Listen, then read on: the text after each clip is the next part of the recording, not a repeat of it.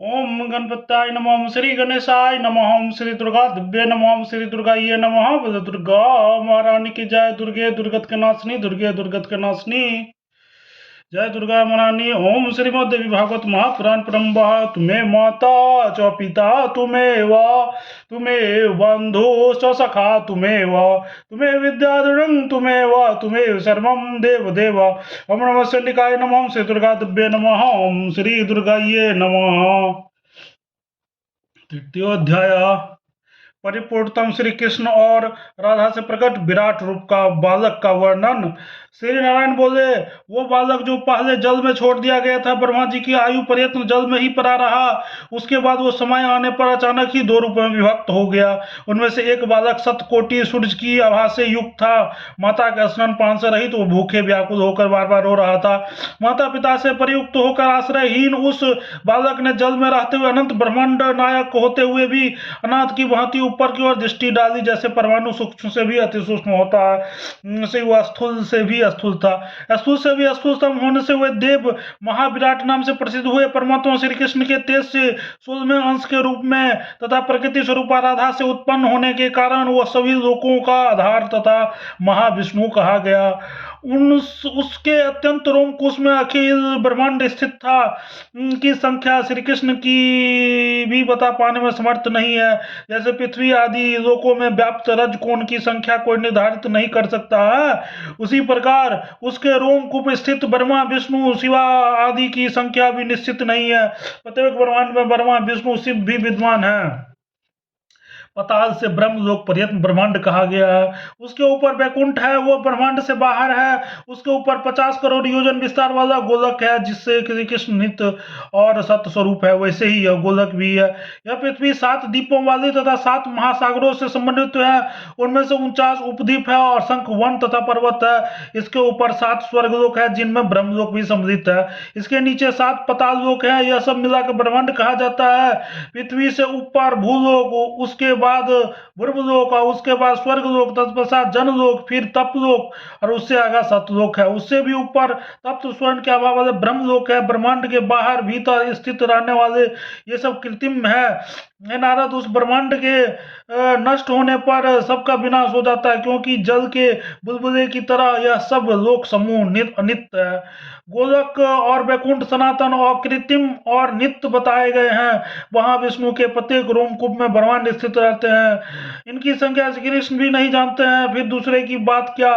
प्रत्येक ब्रह्मांड में अलग अलग ब्रह्मा विष्णु शिव आदि विराजमान रहते हैं। हे पुत्र, देवताओं की संख्या वहां 30 करोड़ है। दिगेश्वर, दिगपाल, ग्रह नक्षत्र आदि से भी ब्रह्मांड में विद्वान रहते हैं। पृथ्वी पर 4 वर्णों के लोग और उससे नीचे पताल लोक में नाग रहते हैं। इसी प्रकार ब्रह्मांड में चराचर प्राणी विद्वान है। तदंतर वह उस विराट स्वरूप बालक ने बार बार ऊपर की ओर देखा, किंतु उस गोलाकार पिंड में शून्य से अतिरिक्त दूसरा कुछ भी नहीं था। तब वह चिंतित हो उठा और भूख से व्याकुल होकर बार बार रोने लगा। चेतना में आकर जब उसने परमात्मा श्री कृष्ण का ध्यान किया, तब उसे सनातन ब्रह्म ज्योति के दर्शन हुए। नवीन मेघ के समान श्याम वर्ण, 2 भुजाओं वाले पीताम्बर धारण किए हुए, मुस्कान युक्त, हाथ में मुरली धारण किए, भक्तों पर अनुग्रह करने के लिए व्याकुल पिता परमेश्वर को देखकर वो बालक प्रसन्न होकर हंस पड़ा। तब वर के अधिदेव प्रभु ने उन्हें यह समोचित वर प्रदान किया, हे वत्स, तुम मेरे ही समान ज्ञान संपन्न, भूख प्यास से रहित और वलय पर्यत असंख्य ब्रह्मांड के आश्रय रहो। तुम निष्काम, निर्भय तथा सभी को वर प्रदान करने वाले हो जाओ। जरा, मृत्यु, रोग, शोक, पीड़ा आदि से रहित हो जाओ।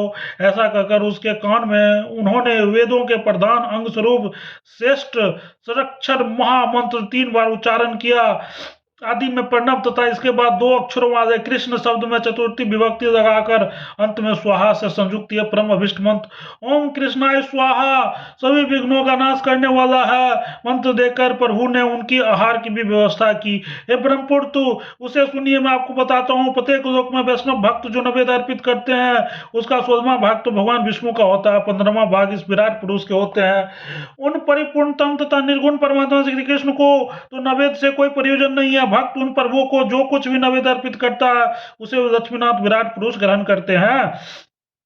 उस बालक को श्रेष्ठ मंत्र प्रदान करके प्रभु ने उनसे पूछा कि तुम्हें दूसरा कौन सा वर अभिष्ट है, उससे मुझे बताओ, मैं देता हूँ। कृष्ण की बात सुनकर बालक रूप उस विराट प्रभु ने कृष्ण से समयोचित बात कही। बालक बोला, मेरा वर है कि आपके चरण कमल में मेरा विचल भक्ति आयु पर्यंत निरंतर बनी रहे। मेरी आयु चाहे क्षण भर की हो या दीर्घ, अत्यंत दीर्घ, इस लोक में आपकी भक्ति से युक्त वाणी जीवन मुक्त ही है, और जो आपकी भक्ति से रहित है वो मूर्ख जीते हुए भी मरे के समान है। उस जप तप यज्ञ पूजन व्रत उपवास पूर्ण तथा तीर्थ सेवन से क्या लाभ, जो आपकी भक्ति से रहित है। कृष्ण भक्ति से रहित मूर्ख का जीवन भी व्यर्थ है, जो उस परमात्मा को नहीं भजता जिसके कारण वो जीवित है। जब तक आत्मा शरीर में है तभी तक सभी प्राणी का संपन्न रहता है। उस आत्मा के निकल जाने के बाद वे सारी शक्तियां स्वतंत्र होकर चली जाती है। हे महाभाग, वे आप सबकी परमात्मा आत्मा रूप हैं तथा प्रकृति से परे हैं। आप स्वेच्छामय सबके आदि सनातन तथा ब्रह्म ज्योति स्वरूप है। हे नारद जी, यह कहकर वो बालक चुप हो गया। तब श्री कृष्ण ने मधुर और कानों में प्रिय लगने वाली वाणी से उसे प्रत्युत्तर दिया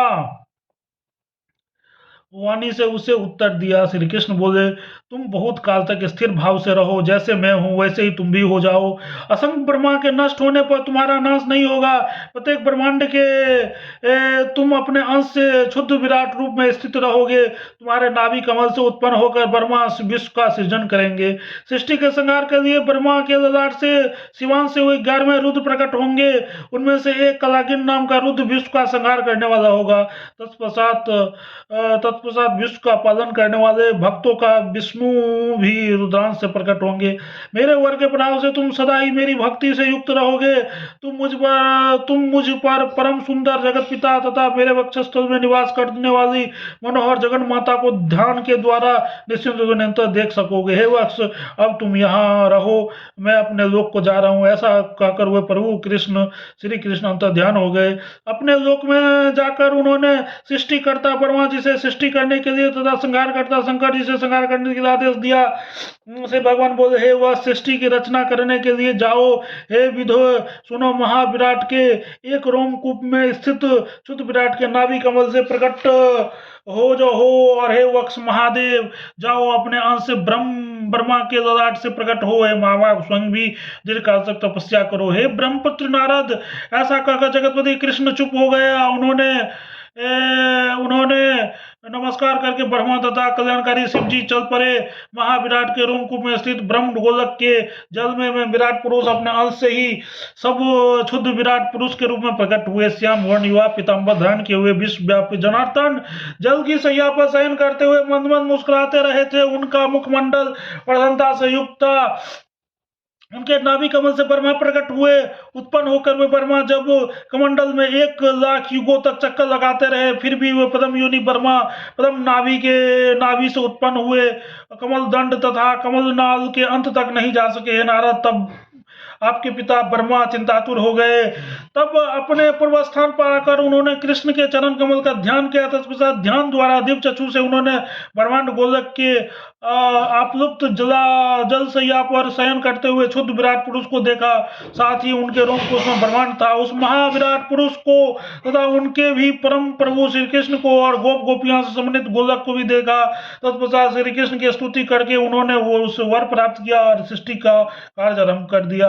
सर्वप्रथम ब्रह्मा जी ने सनक आदि मानस पुत्र उत्पन्न हुए। तत्पश्चात शिव की सुप्रसिद्ध 11 रुद्र कलाएं प्राप्त हुई। तथा शुद्ध विराट के वाम भाग से लोगों की रक्षा करने वाले चतुर्भुज भगवान विष्णु प्रकट हुए और वे श्वेत द्वीप में निवास करने लगे। शुद्ध विराट से नाभि कमल से प्रकट हुए ब्रह्मा जी ने सारी सृष्टि रची। उन्होंने स्वर्ग मृत्यु पाताल चराचर सहित तीनों लोगों की रचना की। इस प्रकार महाविराट के सभी रोमकूपों में एक साथ ब्रह्मांड की सृष्टि हुई। प्रत्येक ब्रह्मांड में शुद्ध विराट ब्रह्मा विष्णु एवं शिव आदि है। हे ब्राह्मण, मैंने श्री कृष्ण का शुभ चरित्र कर दिया, जो सुख मोक्ष देने वाला है। ब्राह्मण, आप और क्या सुनना चाहते हैं? इति श्रीमद्देवी भागवत महापुराण सहस्त्रायां नवम स्कंदे ब्रह्मा विष्णु महेश्वर उत्पत्ति नाम तृतीयोध्याय। ओम तत्सत। प्रेम से बोलो जगत जननी जगदम्बा माता की जय, दुर्गा महारानी की जय।